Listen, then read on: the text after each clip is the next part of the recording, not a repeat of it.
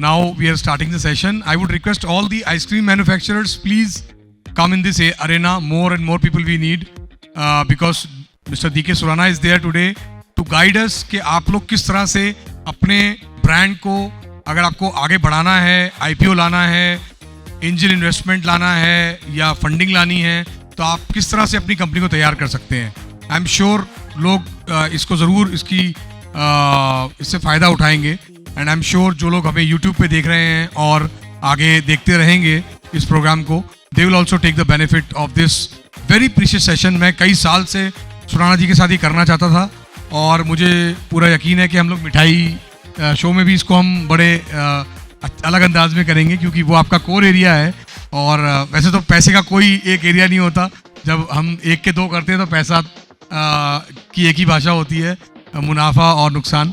तो आपने तो सिर्फ मुनाफा कराया इंडस्ट्री का. डी.के. सुराना साहब का एक वास्ट एक्सपीरियंस है. मेरे बाजू में बैठे हैं. He is the brain behind Bikaji IPO, जो अब तक का एक बहुत बड़ा गेम चेंजर IPO आया और एक कंपनी को कई गुना बढ़ाने में मदद किया उसने. और उसको करने में कैसे किया और क्या हुआ वो तो सुराना साहब ज़्यादा अच्छे से बता सकते हैं. मैं कुलवाल साहब की तरह सारी बातें नहीं करूँगा, लेकिन मैं ये ज़रूर कहूँगा, पुनीत से स्टार्ट करूँगा. मिस्टर पुनीत, कई बार हम लोग डिस्कस करते हैं, since you are the biggest supplier of the packaging and machine in the ice cream industry, आपने बहुत से ब्रांड्स को बनते हुए देखा है, आपने हैवमोर को हैंड्स चेंज होते हुए देखा है. आज भी आप हैवमोर के सबसे बड़े सप्लायर हैं और हैवमोर के बाद अब होको की स्टोरी भी you are also partner in to it. आप अभी भी उसी तरह से शिद्दत के साथ लगे हैं उस कंपनी में.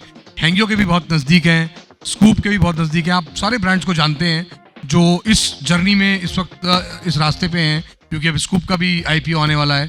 तो आप इस इंडस्ट्री को कैसे देख रहे हैं?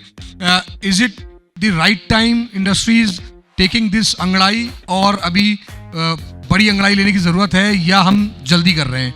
पहले मैं आपसे करूँगा, फिर एक ग्राउंड जब बन जाएगा जब मैं सुराना जी से और मिस्टर शास्त्री से उनके जवाब लूँगा. First of all, good evening everyone, and I'm very thankful to Firoz जी हमें इस मंच पे लेके आने के लिए. फिरोज जी, मैं एक चीज़ आपको बोलना चाहूँगा कि I personally feel it is never too early and it is never too late. It is the time, at what time, what you want to do. Ice cream industry definitely आज इंडिया में, अगर मैं आंकड़े में ठीक बोलूँगा, तो मे बी हम लोग अप्रॉक्सीमेटली 35,000 करोड़ के आसपास बैठे हैं. देखिए सर, मेरा एस्टिमेशन ये है कि चाइना में आज जो आइसक्रीम इंडस्ट्री है, दैट इज़, हम चाइना से क्यों कंपेयर कर रहे हैं, बिकॉज हम ऑलमोस्ट इक्वलेंट पॉपुलेशन पे बैठे हैं, हम ऑलमोस्ट इक्वलेंट प्राइसेस के ऊपर बात कर रहे हैं.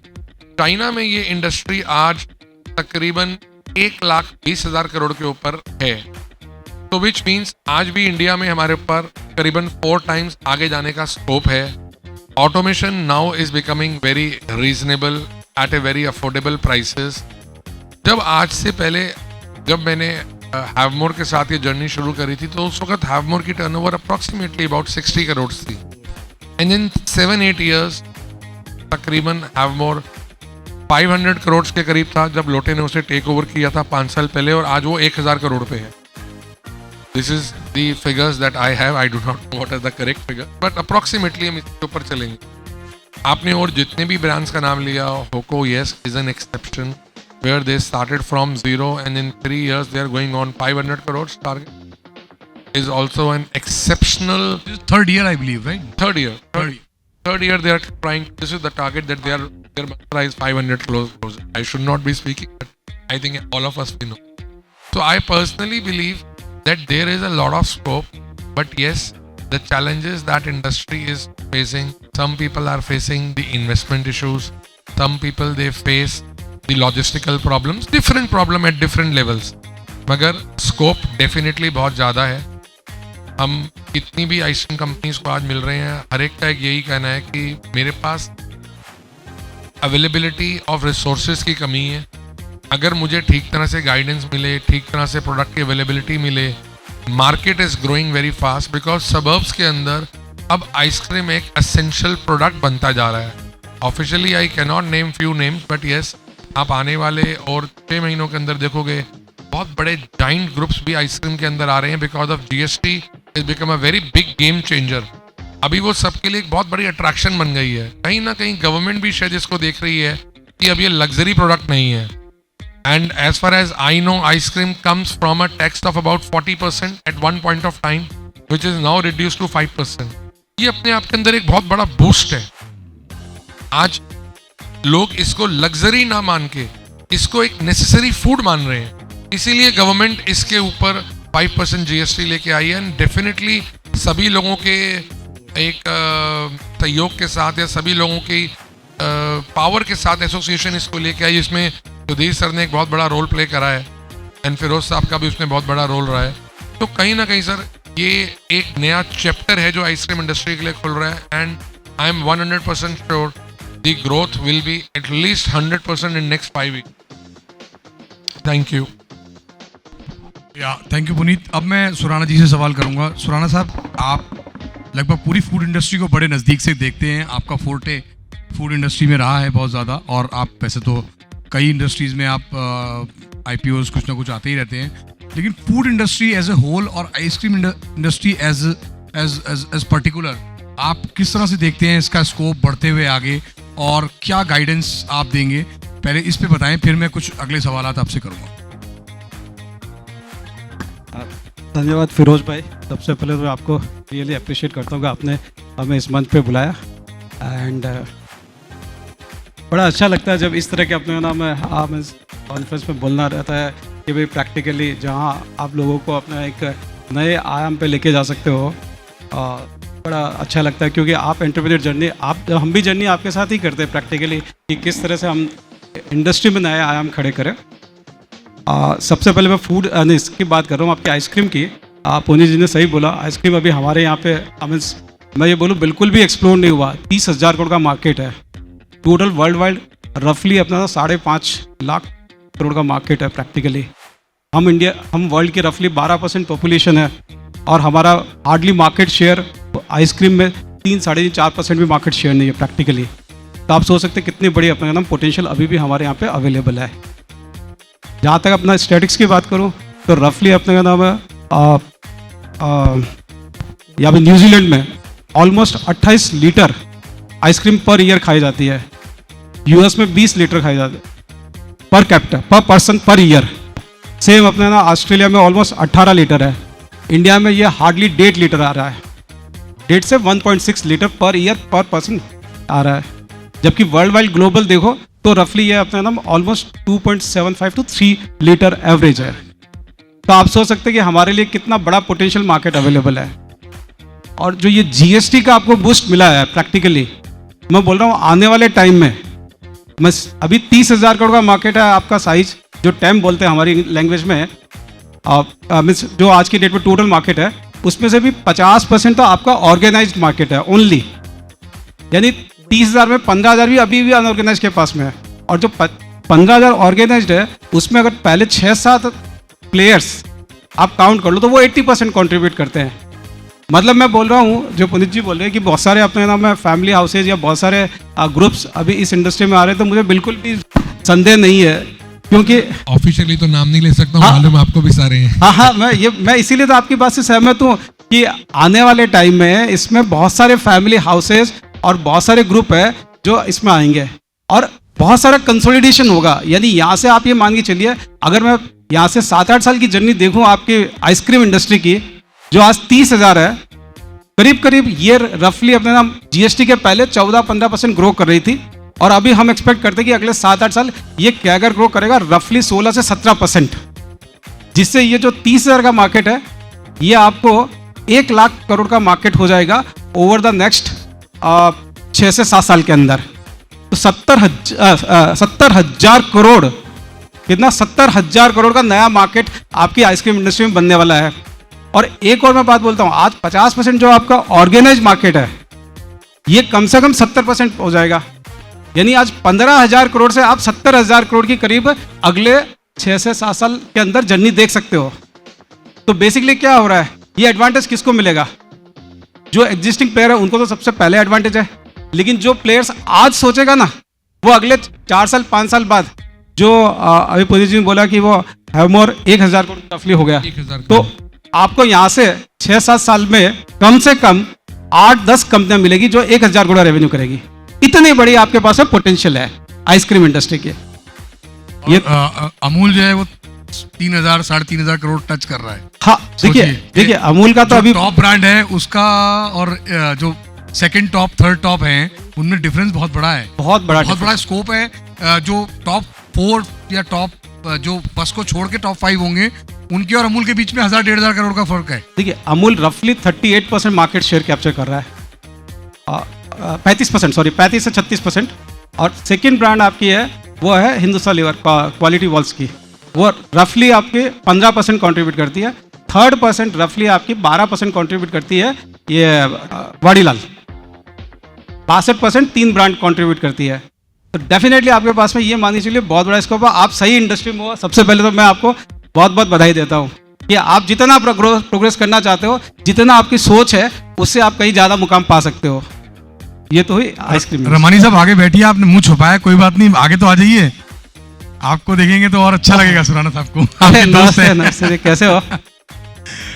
रमानी साहब के साथ तो हमने बहुत बार अपने अंदर डिस्कशन किए जी। सुराना साहब एक बड़ा बेसिक सवाल करूंगा, हो सकता है कि लोगों को तो मजा आएगा, आपको लगेगा कि यार ऐसा सवाल मैं इस तरह से क्यों कर रहा हूँ।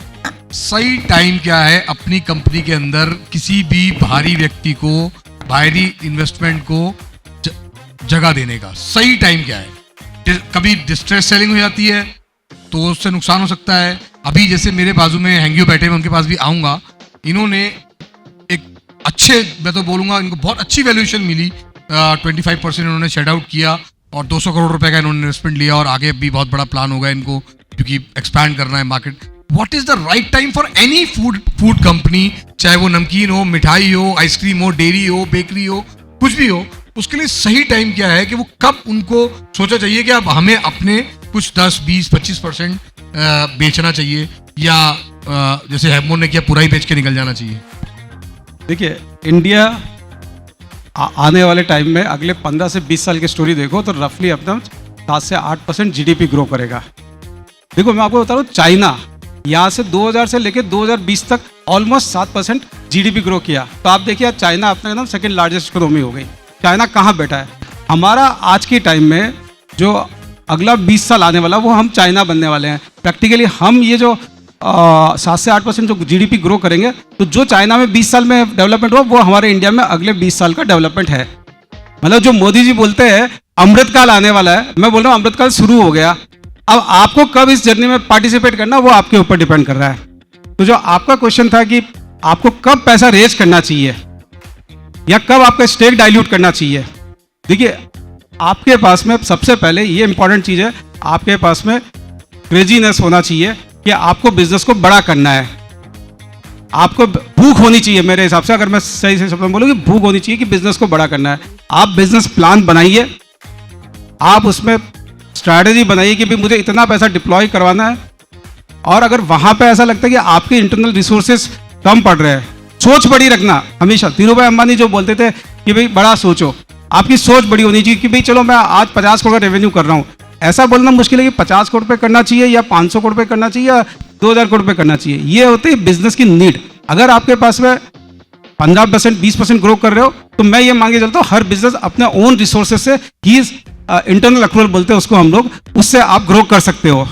लेकिन अगर आपको थोड़ा बड़ा सोचना है, 30% छोटा नंबर है आपका, तो 40-50% ग्रो करो, या आप 100, 200, 250 करोड़ पे पहुंच गए तो आप 30-35% भी ग्रो करो। तो आपको हमेशा एक्सटर्नल कैपिटल लेनी चाहिए।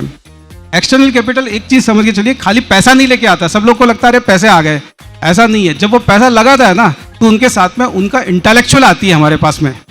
इंटेलेक्चुअल में इसलिए बोलता हूँ, उनके पास में वर्षों का नॉलेज होता है। मीन्स एक कोई भी प्राइवेट इक्विटी वाला आता है, उसके पास में ऑलमोस्ट ये मान के चलिए कि पिछले 20 साल का एक्सपीरियंस होता है। उसने 10 कंपनियों में इन्वेस्ट किया, 10 साल तक रहा या 7 साल तक रहा है, उसके पास एक कंपनी में 7 साल का एक्सपीरियंस, 10 कंपनी में इन्वेस्ट किया, 70 साल का एक्सपीरियंस। वहाँ पे 15 आदमी होते हैं तो 500-700 साल का एक्सपीरियंस होता है। यदि उन्होंने क्या गलती की दूसरी कंपनियों में, वो दूसरी कंपनी कैसे ग्रो हुई, वो एक्सपीरियंस आपको पहले दिन टेबल पे मिलता है। 500 साल का एक्सपीरियंस आपको टेबल पे मिलता है। वो मैं बोलता हूँ पैसे से ज़्यादा वैल्यू रखता है। जो कोई समझता नहीं है जल्दी से, वो एक्सपीरियंस होने के बाद ही समझते हैं। तो जैसे ही आपके पास बिजनेस प्लान थोड़ा बड़ा हो जावे, स्ट्रांग हो जावे, आपको ग्रोथ इंडस्ट्री से ज़्यादा करनी है, आपको पैसा रेज करना चाहिए। कितना करना चाहिए, क्या वैल्यू होनी चाहिए, ये सब दूसरे पैरामीटर्स होते हैं, डिपेंड अपॉन आपका बिजनेस प्लान कितना बड़ा है एक्चुअली और कितने पैसे की जरूरत है। सर बहुत मजा आ रहा है, अब मुझे सवाल में सवाल ला रहे हैं मेरे पास। सर 3 मॉडल हैं, ठीक है, आप सब खोल के दिल से बताइएगा पूरी बात। 3 मॉडल हैं। एक मॉडल ये है कि हमने इन्वेस्टमेंट लिया, एक 20-25% अपना डाइल्यूट किया। एक है कि हमने अपना पूरा बिजनेस ही दे दिया और हम एग्जिट हो गए और अपने पैसे बना लिए और हट गए। एक मॉडल ये कि हमने डायरेक्ट हम आईपीओ में आए, ठीक है, पब्लिक का पैसा लिया। कौन सा बेस्ट मॉडल है सर? ये तीनों मॉडल अपनी अपनी जगह पे बेस्ट है। उसका रीजन क्या है, मैं आपका जैसे फॉर एग्जांपल आपका जो एक पॉइंट बार बार आ रहा है कि भाई कि आप पूरा बिजनेस बेच के पैसा निकल जाओ और हमने तो पैसे बना लिए। तो बिजनेस कब बेचता है आदमी? जनरली, इन जनरल, जब ये लगता है कि भाई मेरे पास सेकंड जनरेशन नहीं है इसको टेक ओवर करने वाला। जैसे अभी कई बार कोई फैमिलीज में मीन्स बच्चे नहीं होते हैं, या ऐसा लगता है कि अपने नाम फैमिली जितनी लार्ज है कि अब बिजनेस को कैटर करने में बड़ी डिफिकल्टीज हो रही है कि कौन सेकंड जनरेशन बिजनेस को अपने नाम मीन्स प्रैक्टिकली रन करेगी। तो ऐसे क्रिटिकल क्वेश्चंस होते हैं जब आदमी सोचता है कि मैं बिजनेस बेच दूं। अदरवाइज देखिए हमारे यहाँ तो बोलते हैं कोई भी आदमी बिजनेस बनाता है 7 पुश्तों के लिए बनाता है, खुद के लिए तो ठीक है, जो आदमी बिजनेस बनाता है हार्डली वो अपना 5% भी अपनी पूरी जिंदगी में खर्च नहीं करता। ये मेरा अपना पर्सनल अनुभव है इतने सारे अपने के नाम लोगों के फैमिलीज को देखने के बाद में। तो होता क्या है, बिजनेस सर्कमस्टेंसेस की वजह से बेचा जाता है। आप ये मान के चलिए 95% केस में, कुछ केस में होता है चलो आदमी सोचता है चलो बेच के पैसा निकाल लूँ, वो बहुत रेयर केसेस होते हैं। सेकंड चीज ये होती है कि आपका कि हम डायरेक्टली आईपीओ में जाए या प्राइवेट इक्विटी करें पहले। अगेन ये भी डिपेंड करता है कि आपकी साइज ऑफ द बिजनेस क्या है। अगर आप एक अच्छे साइज डिसेंट साइज पे पहुंच गए हो जहां मार्केट में आपको right set of the investor मिल सके, तो जनरली हम ये देखते हैं कि कोई भी कंपनी अगर वो मेन बोर्ड पे आती है तो रफली कम से कम 2,500 करोड़ का मार्केट कैप होता है, तो उसको डायरेक्टली मार्केट में आ जाना चाहिए। मीन्स वहां पे आपको right set of the investors मिलते हैं, चाहे वो राइट सेट ऑफ कंपोजिशन बोलते हैं हम, mutual fund, insurance, F, sovereign, FIS, DIs, वो सब सेट ऑफ मिलते हैं, तो हम बोलते हैं डायरेक्टली आईपीओ में भी आ सकते हो। और कई बार ऐसा होता है कि भाई आप एक ग्रोइंग स्टेज पे हो जहां आपको कैपिटल भी चाहिए, इंटेलेक्चुअल भी चाहिए, टीम भी चाहिए, तो नेचुरली आपको प्राइवेट इक्विटी जाना चाहिए। और प्राइवेट जैसे पिकाजी है, पिकाजी में हमने प्राइवेट इक्विटी लाए थे 2012 में, 90 करोड़ की प्राइवेट इक्विटी लाए और आईपीओ लाए 2022 में। तो होता क्या, 10 साल की जर्नी उन्होंने की प्राइवेट इक्विटी के साथ में। कंपनी का साइज मीन्स आप ये मान के चलिए कि जब हम एंटर हुए और जब हम आईपीओ लाए थे तब तक उनकी साइज 10x हो गई थी। तो वो एक जर्नी अलग होती है। तो दोनों हर केस टू केस डिपेंड करता है, हर एक बिजनेस पे, हर एक फैमिली पे डिपेंड करता है कि उसको IPO private equity case to case ही बता सकते हैं। Right. Mr. Shastri, I'm having a question for you. Since you are one of, in all of us, you are the one who has recently got a very good investment, and you are from the ice cream industry directly. What was the plan initially, and were you able to get what you were expecting? Was it better than your expectation or at par with your expectations? Sir, thank you. The first thing I think, as sir was telling, there should be a hunger for growth. I think that's the impetus which everyone needs to carry forward. Because unless the growth story is not believed by the promoters, the growth story is not believed by the organization, then there is no path comes out. It should not be at a distressed sale, or it should not be a situation where the cash is required and then we go hunting. So as sir rightly put, the hunger for growth should be there. And coming to Hangyo, I think if I have to just put the numbers, in last 3-4 years, it was growing at a double-digit growth, at very high double-digit growth. There was a hunger for the company to grow.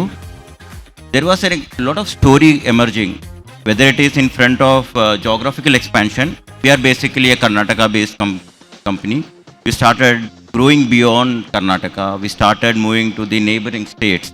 I think that's the story in which we saw that there is a hunger, there is an acceptance. There's a heart to the portfolio of product. That's also very key, because someone who is going to invest is going to believe in the story, and product is the heart of it. As sir said, I think the consumer is also very important. What are you trying to achieve, and how are you trying to solve the consumer needs? I think that's two, if we knit it together, then we see there is a growth story emerging where the product portfolio is fitting in, there is a hunger for geographical expansion, there is a hunger for innovation. All this, when it's stitched together with the legacy which Hangyo was carrying, almost 2 decades of in ice cream industry, and knowing all the whereabouts, and in ice cream specifically, the supply chain keeps very, very strong.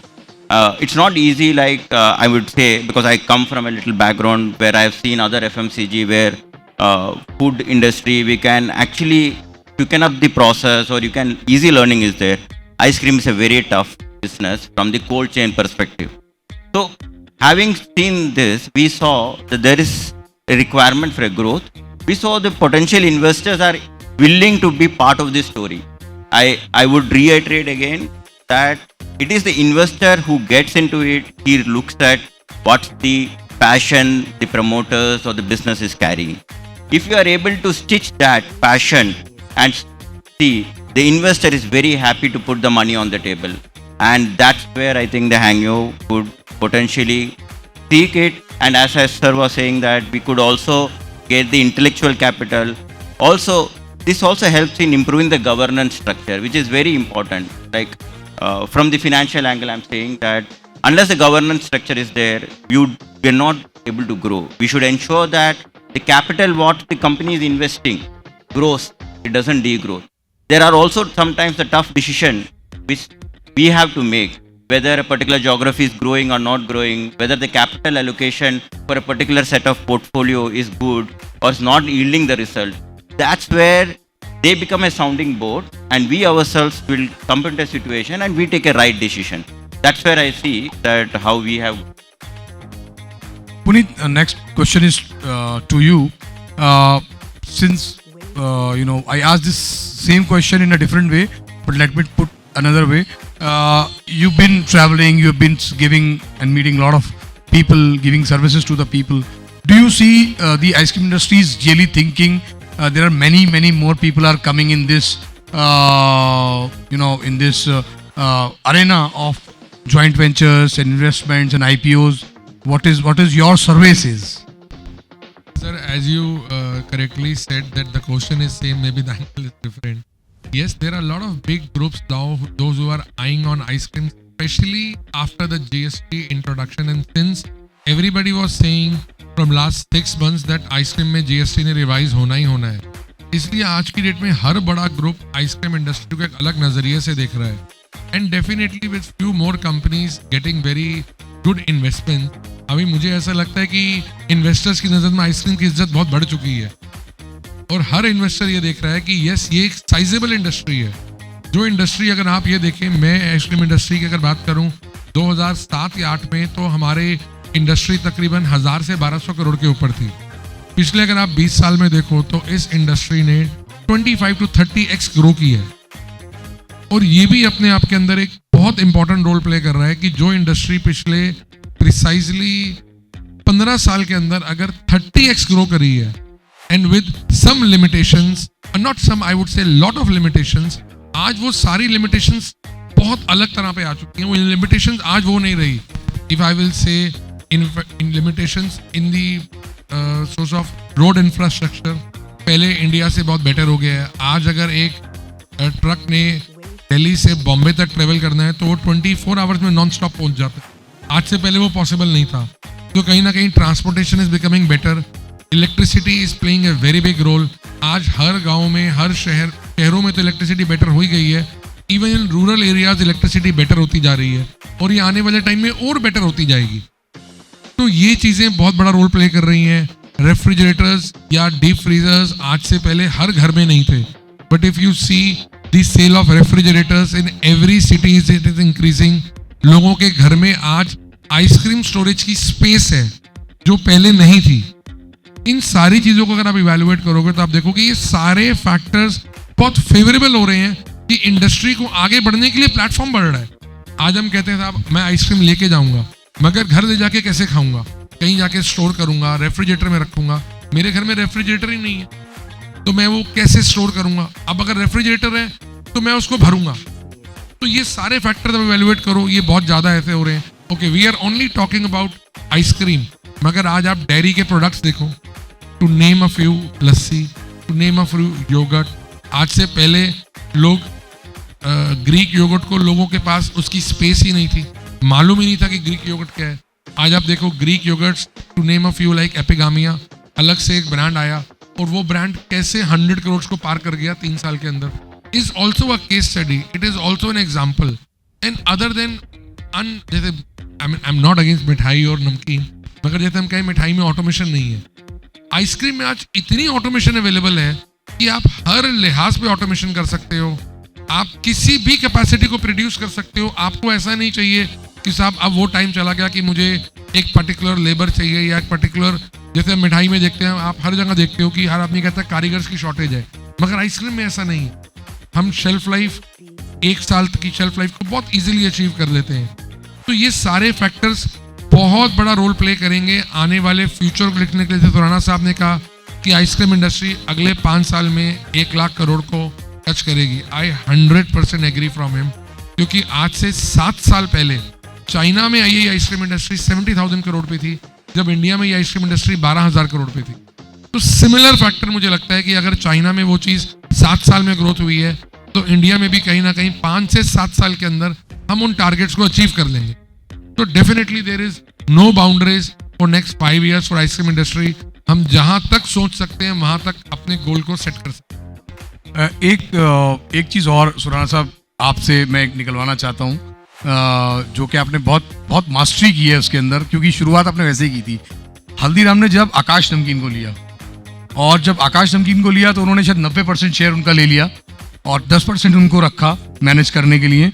और आज अपने आप में आकाश नमकीन उस वक्त शायद 70-80 करोड़ पे था, जो कि अपने आप में शायद आज 600 या 700 करोड़ कर रहा है। यानी कि जिसका 10% था आज वो दोबारा अपने 100% पे आ गया, और जिसने लगाया था 90% उसका वहाँ तक पहुँच गया। तो हम आइसक्रीम इंडस्ट्री को सिर्फ इस तरह से ना देखें कि हम सिर्फ बिकने के लिए बैठे हैं। यहाँ बहुत से ऐसे ब्रांड्स भी हैं जो खरीदने के लिए भी बैठे हैं और अपने एरियाज़ को बढ़ाने के लिए भी बैठे हैं, क्योंकि हल्दीराम ने आकाश नमकीन को अपना एक लो कॉस्ट बच्चे की तरह रखा है। तो ये कौन सी कला है, और इसमें आइसक्रीम इंडस्ट्री किस तरह से अपने एरिया को बढ़ा सकती है? एरिया बहुत इंपॉर्टेंट है। अभी भी अगर मैं बात करूं तो 5 उंगलियां भी ज़्यादा हैं ट्रू नेशनल आइसक्रीम ब्रांड्स के लिए। हमने टर्नओवर की बात की, हमने ग्रोथ की बात की, लेकिन 5 नेशनल ब्रांड्स नहीं है हमारे पास। अभी भी टॉप ब्रांड्स के पास कुछ एरियाज हैं जहां उनका माल है नहीं, रीच नहीं है, या डिस्ट्रीब्यूटर ही नहीं है उनके पास। तो मैं आपके बात से पूरी तरह सहमत हूँ कि यहाँ पे अपने का नाम है, अब बायर है, सेलर की बात नहीं कर रहा हूँ। मैं कंप्लीटली एग्री हूँ, क्योंकि इतनी बड़ी पोटेंशियल अवेलेबल जो इंडस्ट्री 16% कैगर ग्रोथ अगले 7-8 साल में कर रही है, तो उनको बेचने का तो सोचना ही नहीं चाहिए लाइफ में, पहली बात। दूसरी बात, आप क्या करिए जो भी एरिया में हो, मैं पूरी तरह से सहमत हूँ फिरोज भाई से कि आज हमारे पास में पैन इंडिया अगर देखो तो खाली 2 ही ब्रांड है प्रैक्टिकली हार्डली। अपने ना आप HUL को देख लो, दूसरा आपका ये अमूल को देख लो, बाकी सब रीजनल ब्रांड्स है, चाहे वो क्रेम्बल है, चाहे वो हटसन वाली है, चाहे टॉप एंड टाउन है, चाहे कोई भी है, सारी ब्रांड अपने ना आपके पास में प्रैक्टिकली रीजनल है। अब देखिए रीजनल में लिए भी क्या है आपके पास पोटेंशियल, कोई ज़रूरी नहीं आपको पैन इंडिया करना। आप अगले 5 साल 7 साल तक आपकी पेरिफेरी को इंक्रीज करते रहिए। आप अगर 100 किलोमीटर में है तो आप ऐसा टारगेट करिए कि भी मुझे अगले अपने का नाम 3 साल में मुझे 350 किलोमीटर की पेरिफेरी में कवर करना है। आप उसी जगह उसी फैक्ट्री से कवर कर सकते हो, वो कॉस्ट इफेक्टिव है। ये मॉडल प्रूवन मॉडल है। अगर आपको ये लगता है कि भाई मेरे को अपने अगले 5 साल में अपना 500, 550, 600 किलोमीटर कवर करना है, वो भी आप कर सकते हो बाय पुटिंग अनदर अपने नाम है स्मॉल सेट ऑफ फैक्ट्रीज। तो यानी आपके पास में यहाँ से 30 से 40%, जो भी आदमी 100 करोड़ के नीचे है, वो आदमी अगर ये सोच लेवे कि मुझे अगले अपने का नाम 30 से 40% यहाँ से 6 साल को ग्रो करना है, वो कंपनी आराम से 400 से 500 करोड़ की ब्रांड हो सकती है। और वो पोटेंशियल आप सभी लोगों में है, मैं बोल रहा हूँ। क्यों? क्योंकि क्या आपके पास एक्सपर्टाइज तो है प्रोडक्ट बनाने की, खाली आपको सप्लाई चेन सेट करना है, आपको मार्केट में डीलरशिप डिस्ट्रीब्यूटरशिप जो भी आपको सेट करना वो आपको करना है। प्रैक्टिकली आपको क्या करना है, आपके पास में डीप फ्रीजर ही प्रैक्टिकली आपको एक्सपांड करना है और थोड़ा कैपिटल चाहिए। ये दोनों चीज़ आज की डेट में अवेलेबल है। आप सोच बढ़ाओ, मेरे हिसाब से आपके पास में यहाँ पे कंसोलिडेशन की इमीडिएटली जरूरत नहीं पड़ेगी, आप खुद ही इतने बड़े हो जाओगे। थैंक यू सर, बहुत अच्छा लगा आपके बहुत इजी शब्दों में बहुत आसानी के साथ आपने कई अच्छी चीज़ें बता दी।